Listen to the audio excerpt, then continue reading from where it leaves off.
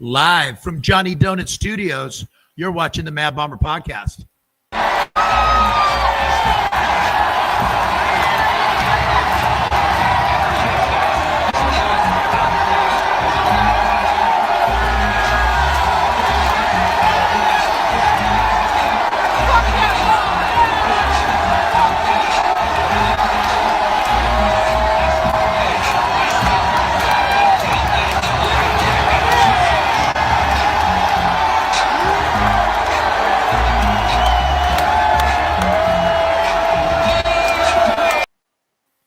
Man, wouldn't it have been nice to have Marshawn Lynch for his whole career?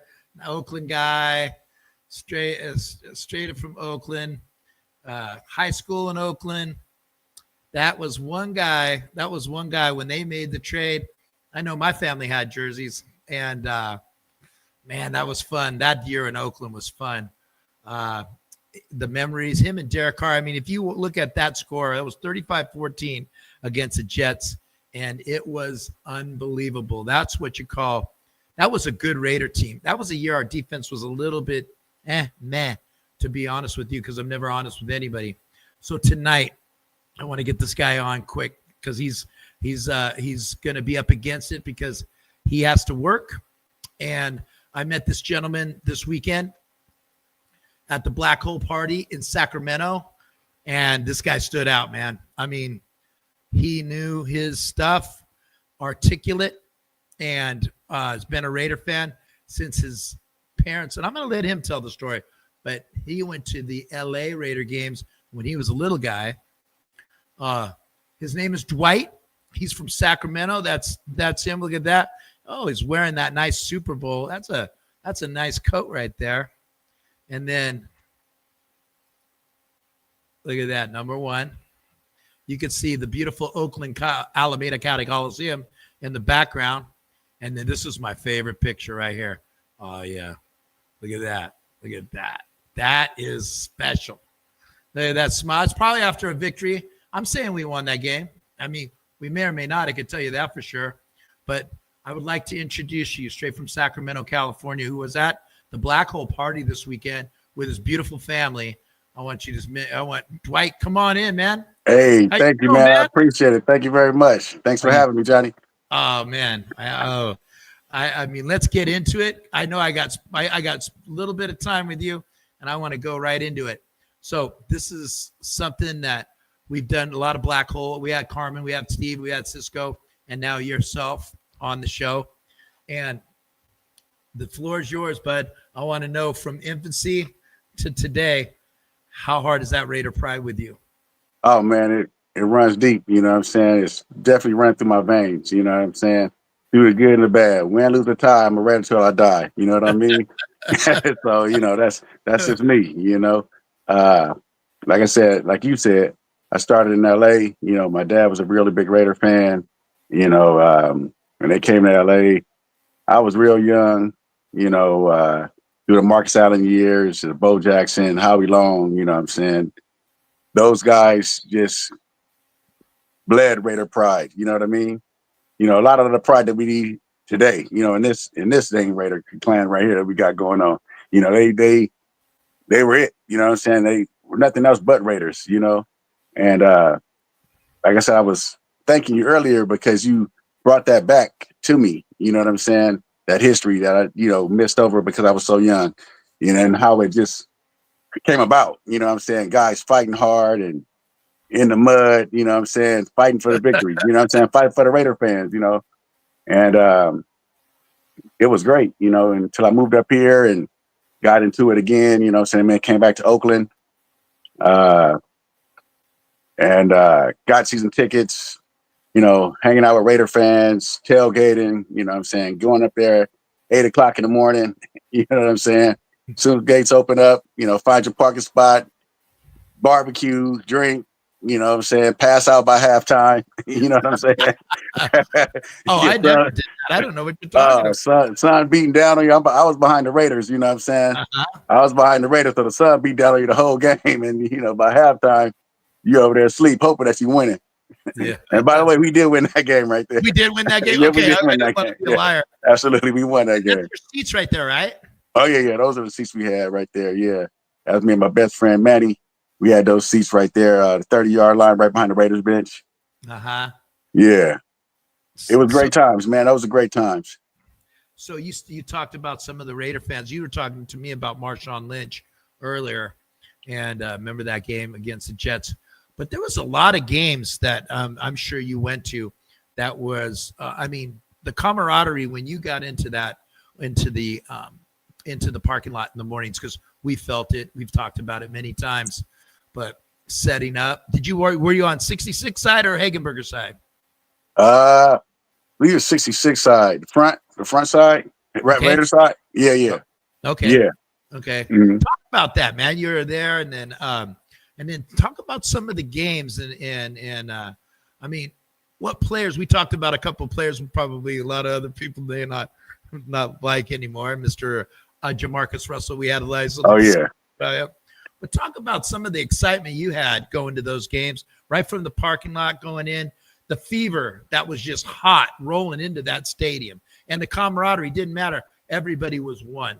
Oh yeah, absolutely. I mean, it was great to like get there early. Like I said, I would get off of work from working graveyard, ride down to the parking ride, meet up with a couple of Raider fans, ride down halfway to Vacaville, meet up with a couple more other fans, take a line all the way down, just so we can stack up together and, keep our line straight. And, crack them bottles, crack them cans, Yep. get started early. Like I said, crack it, pass out your lawn chair and stuff like that. You know what I mean? Eat That's good awesome. food, see good people. I mean, it was great, and I hate that culture kind of went away. You know what I mean? I mean, I haven't been to one of the newer tailgates before. Looking forward to going to it this weekend, against the Broncos. I'm gonna meet up with the Black Hole up there and try to see how that looks. But I don't know. Nothing can match that. You know what I mean? You walk around, see people out there selling their stuff. You know what I'm saying? Dressed up, bands maxed out, what I'm saying, rated out and everything like that. It was wild. It was wild. So, what is the one game that just when you walked out of that stadium, you were just like, "Damn, we won"? I mean, I have to go back to the Denver Broncos game when Crabtree got in a fight with what was the guy? Yeah. That was a crazy one. That was when I was actually happy to leave alive. You know what I'm saying?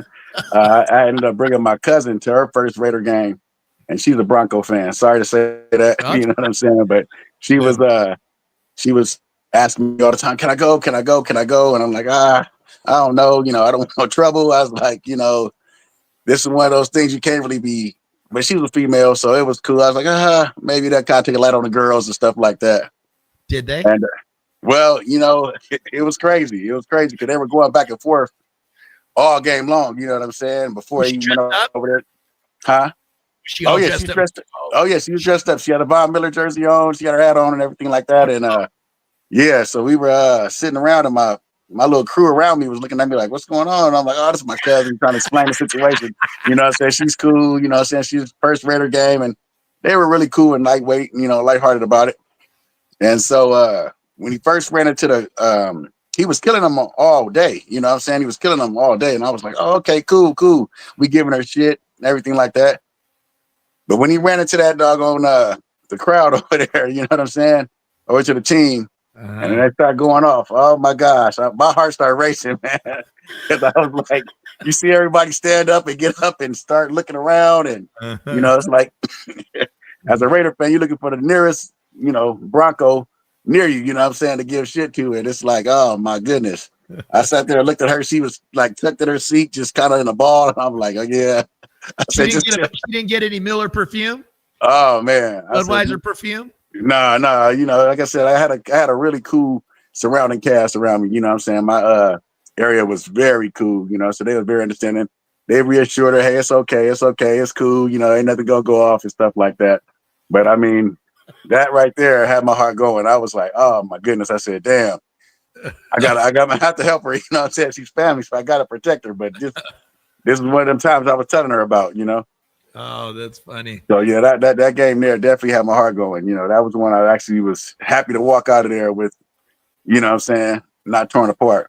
Yeah. Now, were you at the Chiefs game when Derek Carr had to throw like 6 touchdowns to Crabtree? That was a Thursday night game, I believe it was. Yeah. Yeah. Remember that game? Yeah. Like I said, man, I wouldn't miss one of them home games. You know, it was hard to sell tickets, you know, back then because we were so good. You know what I'm saying? Yeah. So it was like, you know, you would think oh yeah, I can't make this game. No, you would find a way to make it to the game. Yeah. Because you never knew the excitement that could come about just in that game. You know what I'm saying? You knew it was something gonna happen, but you just never knew how the magnitude of what was gonna happen. You know what I mean? Yeah. So favorite quarterback. Man. You said Geno Smith earlier. Yeah, you know, I'm pushing for Geno, man. You know what I'm saying? He's getting a real rough shake. He's getting a real rough shake in this one. You know what I'm saying? Because like I said, he just doesn't have any time. And if he rushes the pass, then he throws the interception in, that's a knock against him. You know what I'm saying? If he fumbles that, so it's like I'm pushing for him, but it's like at the same time, I just wish that, you know, we can find whatever's going on to get him comfortable in picking defenses apart, because he can. He's able. He's capable. He's shown that. You know what I mean? But it's just that, you know, he's rushed. You know what I'm saying? He's in panic mode. And that was the same thing with Derek Carr when he broke his leg. You know what I'm saying? When Derek Carr broke his leg, he never was the same after that. You know what I'm saying? He was constantly getting on his backside. Constantly, he couldn't focus. He's overthrowing guys. He's underthrowing guys. Throwing it. Same deal. You know what I'm saying? When you run up for your life, you know what I'm saying? Like that guy said, it's not for long, you know, in the NFL if you ain't got the right protection. Yeah, it's funny because Donald Penn was the one who got his leg broke. Right. He only allowed 1 sack the whole year. Yeah. That was sack. And we paid them good money too. Yeah, we paid them good money. And you know what? That 2016 team, we had great offensive linemen. You had Kaliki Asamali. You know, they had Gabe Jackson. You gave him everything to win. And I remember there was Bill Musgrave was his offensive coordinator. Mm-hmm. He did that good. And then the next year they got rid of Musgrave. But other than Geno and Derek Carr, who did you like? Did you ever? I mean, I like Gannon.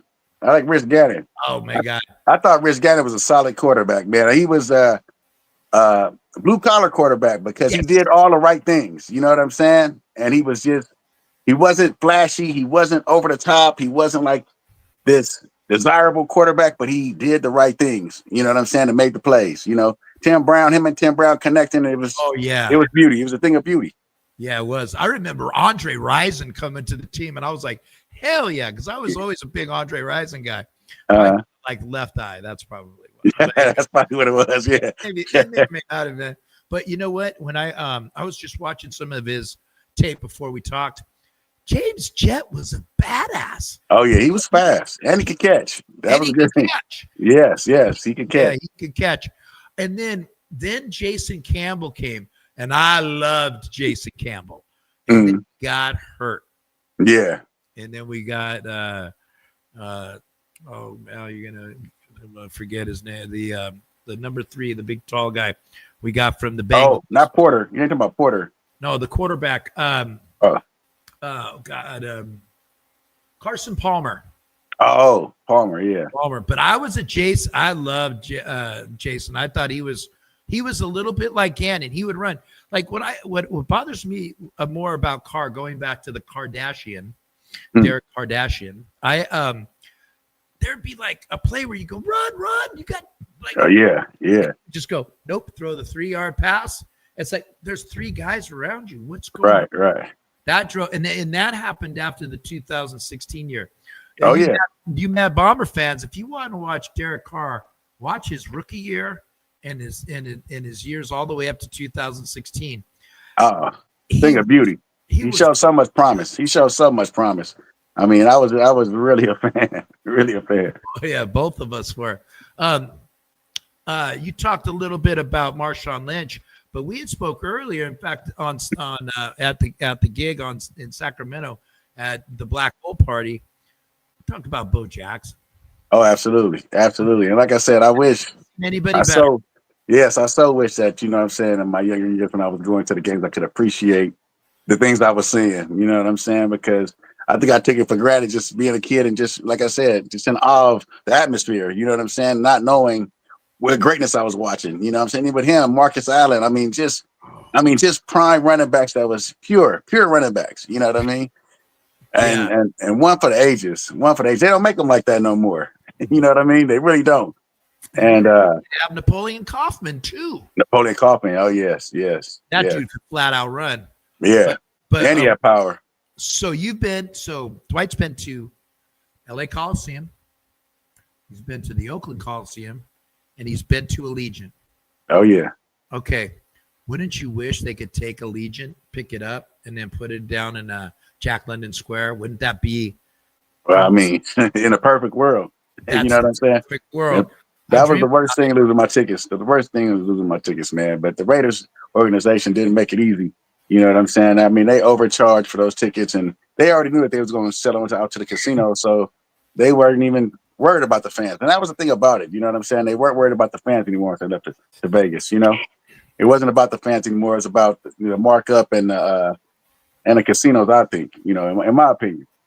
You know, and that's the popular opinion. Oh yeah, that's the popular opinion. My brother called it when they moved. He goes, "They're going to buy the casinos are going to buy all those tickets." Oh, absolutely. You can't even call it if you call a casino right now to book a ticket. I mean, to book a room. Yeah, hey, if you upgrade your room, we'll give you some tickets to the game. You know what I'm saying? I mean, no matter what level, you know what I'm saying? If you want the base level, the top level, whatever, you know what I'm saying? They got it for you. So, yeah, they sold us out to the casinos and the money, which is guaranteed money. I get that. It's a business.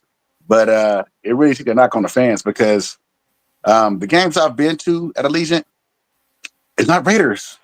You know what I'm saying? It's all the other teams. You know what I'm saying? And that's what they opened it up to. Everybody to come to Vegas, hang out and chill, and you go see your team at the Allegiant Stadium, you know, the brand new stadium. You know what I'm saying? And it's sad. It's sad. What games have you been to at Allegiant? I went to the Chargers game last year where we blew them out.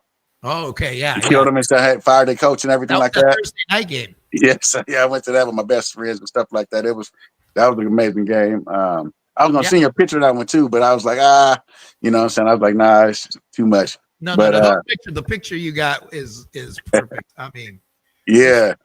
This is going into the that's classic. I mean, like I said, the joy in that time right there, man. I mean, just going to the game. I mean, it was nothing to stop me. Like I said, I was coming off a graveyard shift, man. No sleep. You know what I'm saying? Just coming straight to the doggone parking ride to get to this game. You know, sleep in a tailgate for a little bit, and then, you know, some at halftime maybe. You know what I mean? But, yeah, totally. I mean, those times. I just remember I remember the first time I went to Allegiant, because the first year they had it was a COVID year, so nobody got to go in. Mm-hmm. So the second year the first game was the Ravens game, when there was a Monday night game, and I'll tell you what, it was all Raider fans, and I was like, see, people made it here. No. But you know what? Then it just became red for the Chiefs. And I remember the Bears game. And this is the story. I don't ever sit in my seats. I'm pimped that I stand at the top of 246 because my seats are on the side of the opposing team. Oh, okay. And my wife and I went to the Chicago Bears game. And I just can't listen to anybody else talk bad about my team. And especially they won that game. That was the Justin Fields rookie year. Mm. And so I stand at the top of 246, and I'll get with you this week before I go because I'm going to the game so I go to all the games, and hopefully we can hook up. Oh yeah, absolutely, no doubt. Well, and then here, Dave Freitas. Yes, the Raiders need to win to get more Raider fans in the stands. And you know what, Dwight? Here's my take on that, and I believe that it will happen because Vegas is almost like Los Angeles, like when the Lakers were winning. You saw Jack Nicholson. Oh yeah. Diane Cannon. You saw the Olsen sisters. I mean, you know, everybody wanted to be there, and that's what's going to happen when we get an offensive line per Dwight. Yes. Oh yeah. I strongly agree with that. That phone with John Spytek daily. So if you guys want to know where my contacts are, It's this guy right here. So Oh yeah, hey man, I'm trying my best, man. I can only do what I can. You know what I'm saying? And then I didn't do that much. no. So I got another 10 minutes with you, and I want to talk about this Raider team right now.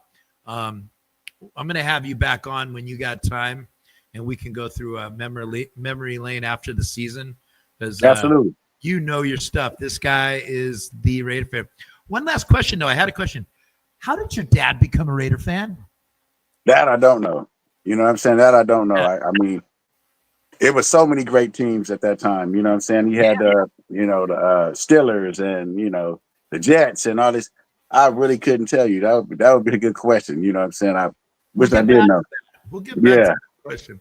So, Dwight, I just hired you. You're now the general manager for the Las Vegas Raiders. Okay. I'm going to put your GM hat on. And I believe that he's running the show, and we went on this, and I don't want to take any of your time because I want to hear what you have to say. But you're John Spytek. I want to know what you're doing the rest of this year. And then I want to know, with $120 million in free agency, what are you going to do? Well, I'll take a page out of your book. I'll start putting them rookies in and see what they got. You know what I'm saying? Just to kind of get a better understanding of what we're working with, getting out of the season and kind of going into the next season. And then we'll have a better look and understanding of what we got and go out and get. You know what I'm saying? And what we're going to put our money towards. You see what I'm saying? So I hope we get out of this whole getting the washed up players. You know what I'm saying? I hate when the Raiders do that. Let's get this guy. He's almost at the end of his career. Let's put this guy in. No, let's get these guys, these fresh legs, some new shots. I mean, I think we can find a lot of talent in this draft. You know what I mean? Let's start them off with some rookie contracts. You know what I'm saying? And just kind of keep a little bit and see what we can do. And then if we can find a solid, veteran lineman, you know what I mean, to kind of plug in there, let's do that. You know what I mean?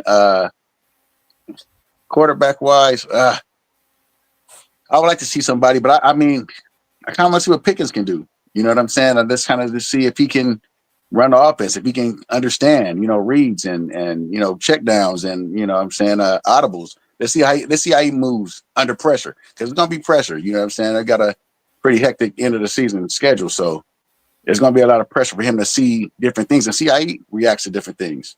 And that way we can kind of know how we move as far as do we need a high-end quarterback or a mid-range quarterback to kind of groom and everything like that. You know what I mean? So it's kind of like picking and choosing. And then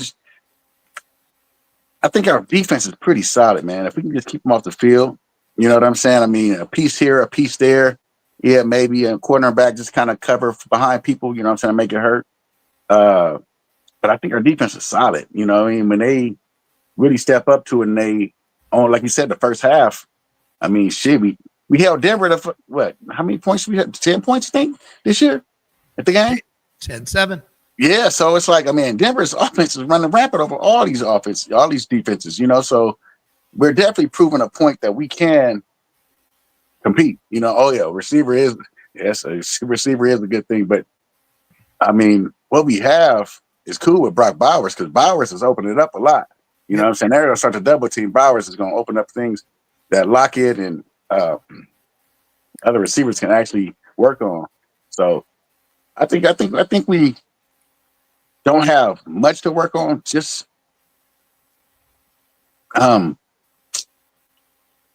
gotta start. Just gotta get a better foundation. That line is your foundation, absolutely. Yeah. Because if Geno's got some time, and I'm fine with Geno's being here next year, as long as you're going to go out and get a couple of offensive linemen, see the Chicago Bears with Caleb, and I mean, immediately that helped him. It helped DeAndre Swift out. I mean, all of a sudden, they're throwing the ball better. Roman Duze, he's on a rookie contract. Anyway, let's get back to the Raiders. I agree with Kyle Souza there. Kyle Souza, he's got the same last name as me. Oh, yeah. That's right. This show promotes nepotism. It's the best. But I agree. A number one wide receiver will free up Bowers. But what would you do? Would you go get George Pickens?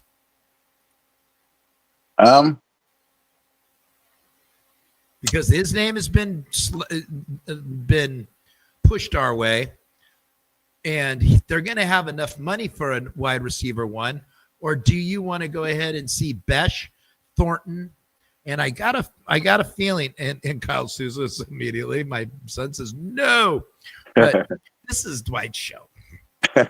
You know what? I think our 2 tight ends, man, are really doing good. Like I said, they can really open up a lot more for those guys. You know what I'm saying? Because these guys that we have, the receivers we have, aren't slouches. You know, these guys were number 1s and 2s on previous teams. You know what I'm saying? And can count and can catch and run good routes. So I think that, you know, if we can keep them healthy, keep them on the field and run a two tight end set, you know what I'm saying? That's going to really help our running, you know what I'm saying? With chip blocking, you know what I'm saying, the runs. And then when they outlet on a pass, you know what I'm saying, we can get something going.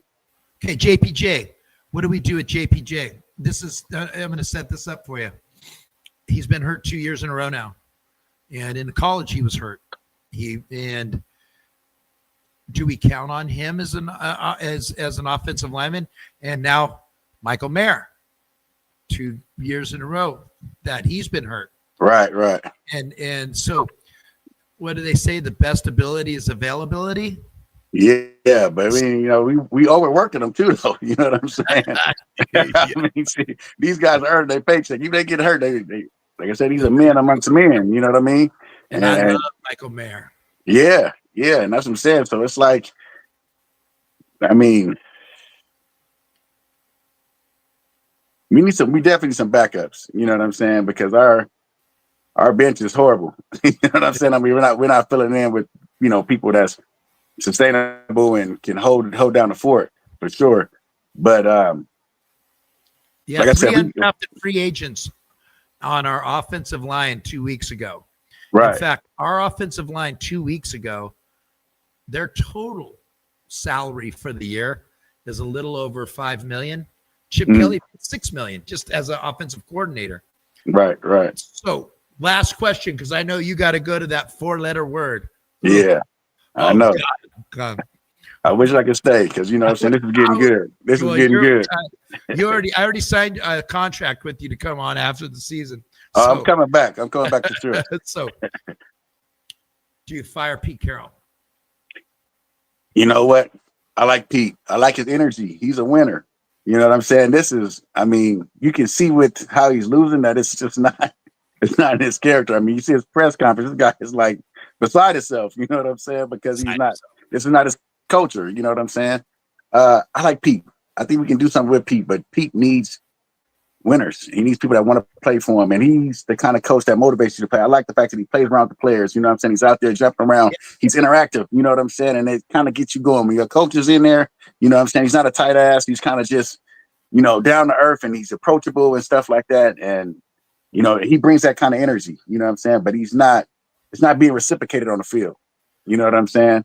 And I don't want to say he should be a little bit tougher, but I like his energy. I don't think we get rid of Pete. I think we can keep Pete, you know what I'm saying, get him the players that he needs, and let him run away with it. Because he can do it. He's shown he can do it, you know. Well, yeah, I mean, again, did he forget to coach? Okay.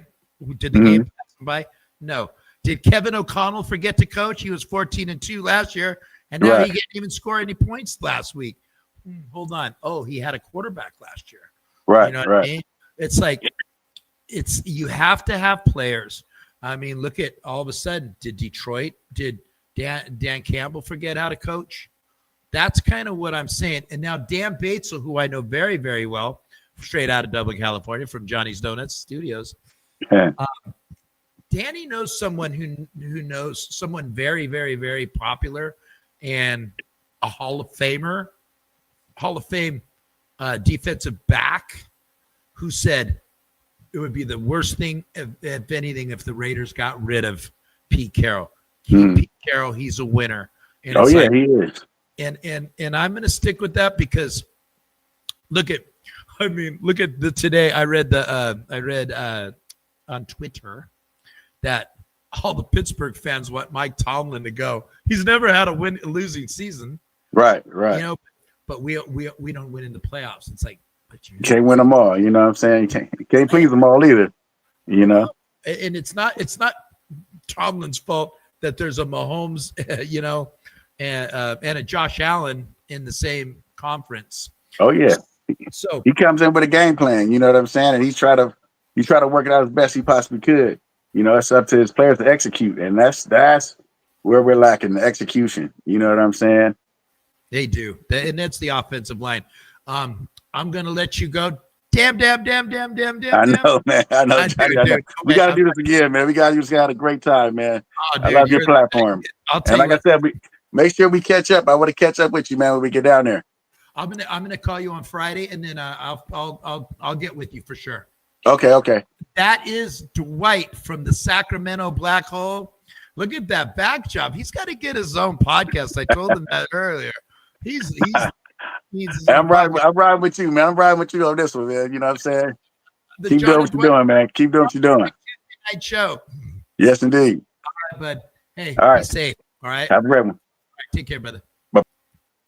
That was Dwight, and that was special because I'm with him. I'm gonna agree with a lot of the things he says, and sorry guys, throw a Debbie Downer on you guys, but eliminated. I just wanted to show you this picture before we get into more Raiders. You get me for another 30 minutes, guys, so deal with it. This was on Sunday in Sacramento. If you guys are anywhere near Shenanigans and Citrus Heights, this weekend they are going to have Jeff Barnes. And you know how they say that the Chargers have 0 rings? Jeff Barnes has 3. And Jeff Barnes from Cal will be there at Shenanigans. And let me tell you, from start to finish, you are greeted by the nicest people. They are just a genuine lot.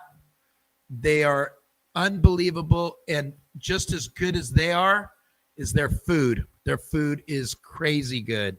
My sons, the Sousa foodies, had a great time there. And we walked away with almost all the presents. I don't know how that happened. We were just lucky. But anyway, if you can go down to Kyle, this is my son. Again, more nepotism. Deal with it. The food was killer. And he got to try Woodson whiskey there. And my son's not a big drinker, but he actually thought it was really, really good. And I thought it was just the food. I had the tri-tip sandwich. The smokehouse there is just unbelievable. My son had a tri-tip burrito. I had a tri-tip sandwich. The onion rings were killer. Kurt Huska was raving about it. So anyway, let's get into this. Let's talk about Sunday a little bit, shall we? Second and goal, blitz coming. Gino gets rid of it. Incomplete. Oh, wait a minute. Bowers caught it. You got to be kidding me. It looked like Gino was throwing that one to the turf, and Bowers with one arm brings it in.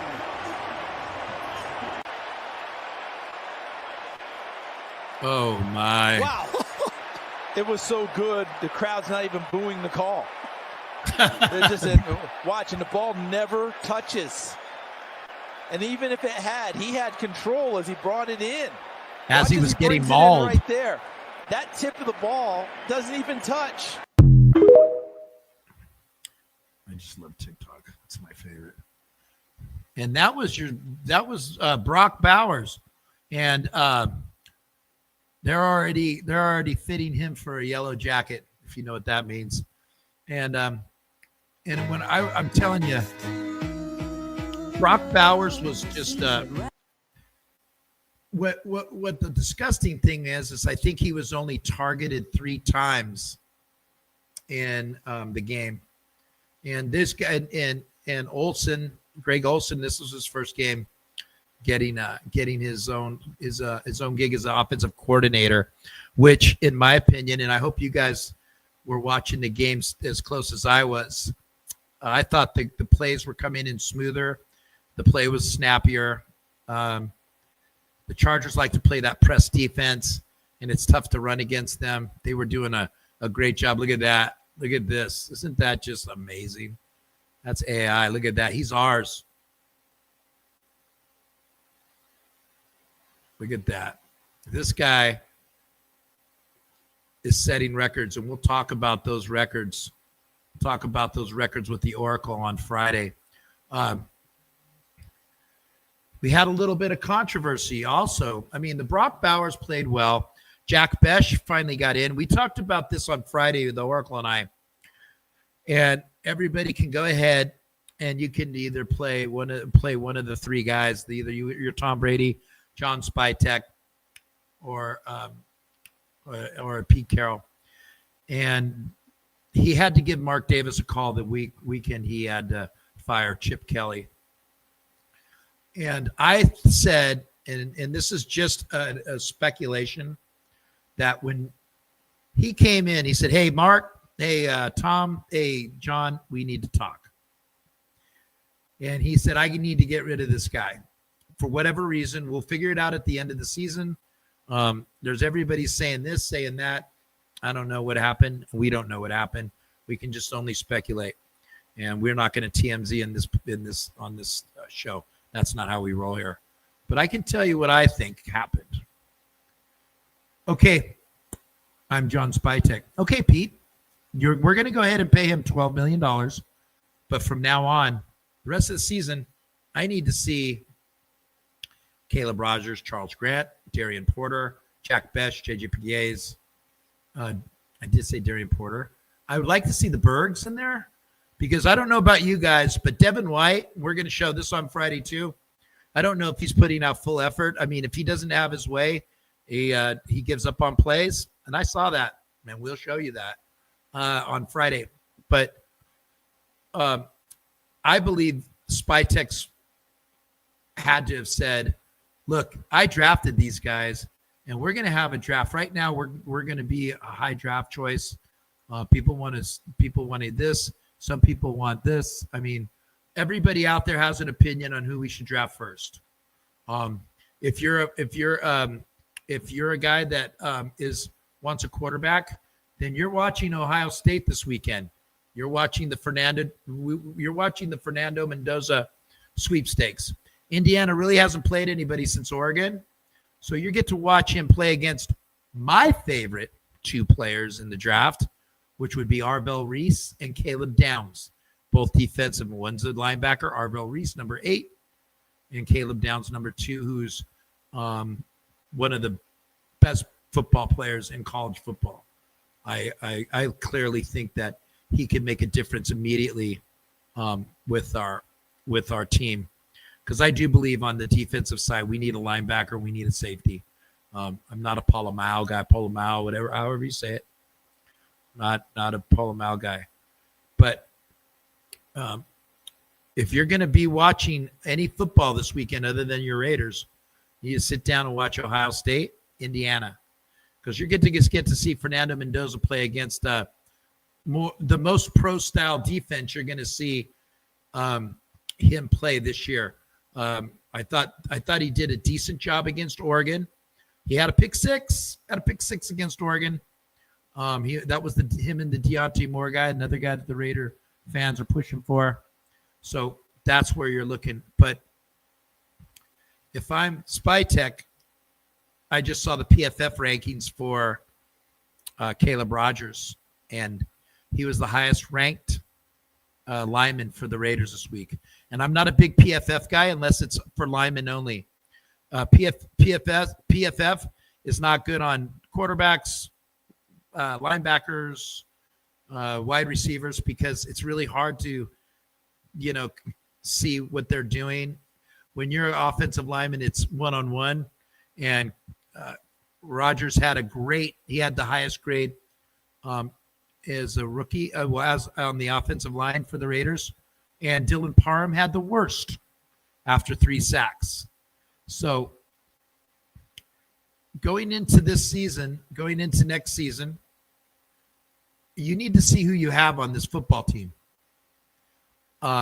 We thought Malcolm Koonce could be on the other side of Max Crosby, and there's a lot of guys making excuses for him, saying that, well, he just came back from this really bad injury. Well, then you paid him $15 million. So was that smart? Jeremy Chin has been a disappointment on pass, and we'll show that on Friday as well, all year long. He's done great when he's in the box. We can talk about the offensive line all day long. That's where it starts. If your offense is only on the field for 3 plays, your defense is on the field the rest of the game. And that's what you're seeing from the Raiders is they're petering out in the second half because it's like a runner, like a 5K runner having run 2 5K races. It's just, you can't do it. You just can't do it. So we did say this weekend, Spytek got his way, in my opinion. We saw JJ Pegues. We saw Caleb Rogers. We saw a lot of Porter. And we saw a lot of Jack Besh, who made 2 nice catches. And we saw Deontay Thornton on a nice little bubble screen, which then he got his bell rung and then he's out. So those are the things that we want to see.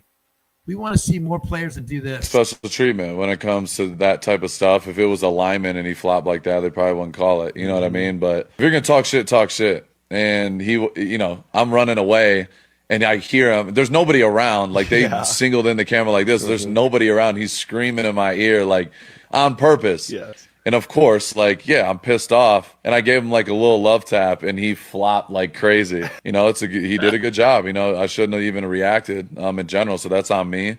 But I respect him, bro. Yeah, that's a guy you need to help out because he's getting double and triple teamed all the time. So that's kind of where I'm at with this team. David Freitas says Pete needs to pick his own coaches that mesh with his philosophy, then get players that fit it. I think he did that on the defense because he did well with getting this tall, lanky, big-armed cornerbacks.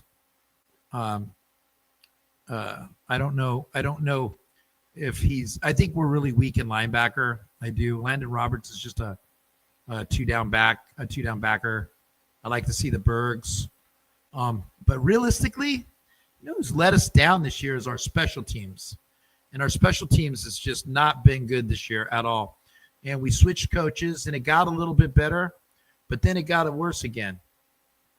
I'm watching all the special teams in the NFL like you guys are, I'm sure. And that's a nice hat. Thank you, Stevie. I got one for the Oracle. He'll be wearing his on Friday too. But there's a lot of people that want Pete Carroll gone, and I don't. Like we were talking earlier, do you want Mike Tomlin? Do you? I mean, he's done well, but now he's got to come in, bring his own guys in, and start all over again. I'd like to see, at the end of this year, we're going to find out who's running the show. I believe. And I hope it's Spytek.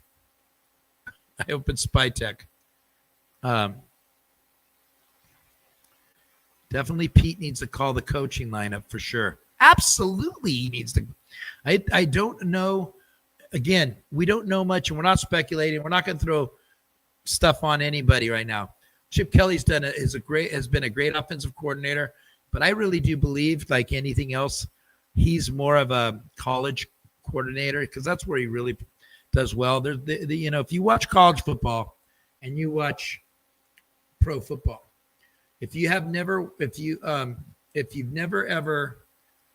noticed, if you're watching this weekend, because you all better watch Fernando Mendoza, for all you guys that say, yeah, Fernando Mendoza. Okay. Well, you're going to watch it this weekend. You'll notice that the hash marks are further away, way further away on the field. That's why if you've ever watched a college game and you see a kicker, they're always kicking kind of like at a 20-degree angle. They're not kicking full on. That's just the way it is. They put the hash marks there. So what happens is your wide side of the field, the strong side of your field, is where that most of the plays happen. You get a little bit more of a running start on your bubble screens. If you're running a draw, if you're running a screen, which Chip Kelly likes to do, going up to the next level. That's what it is. Remember, guys, college has those wide hash marks. So it's an easier. That's why a lot of offensive coaches come to the pros, and it's tough for them. We have one. Here we go. Pete need to fire Pete's son at O-line coach. I'm going to agree with that. I mean, and again, I don't like doing that because he's on our team. I don't like doing it. Do we need to fire him, or do we need to put him in a junior position and get somebody in there? Because their technique is bad. We will show you again on Friday. There's a play where DJ Glaze, who should be moving to right guard instead in next year, because I believe he'll be a great right guard. They're running a sweep play, and his first move is his left foot moves in, and then he moves to the right. That's got to be fixed. That is just the dynamics of playing football. I did see this weekend that we didn't leave holes open. I did see that as I was watching Caleb Rogers, he would stay in his position. He wouldn't let the backside linebacker loop and come through straight onto Gino. The problem is that it was just too much for Dylan Parham. So that's kind of where the Raiders are at.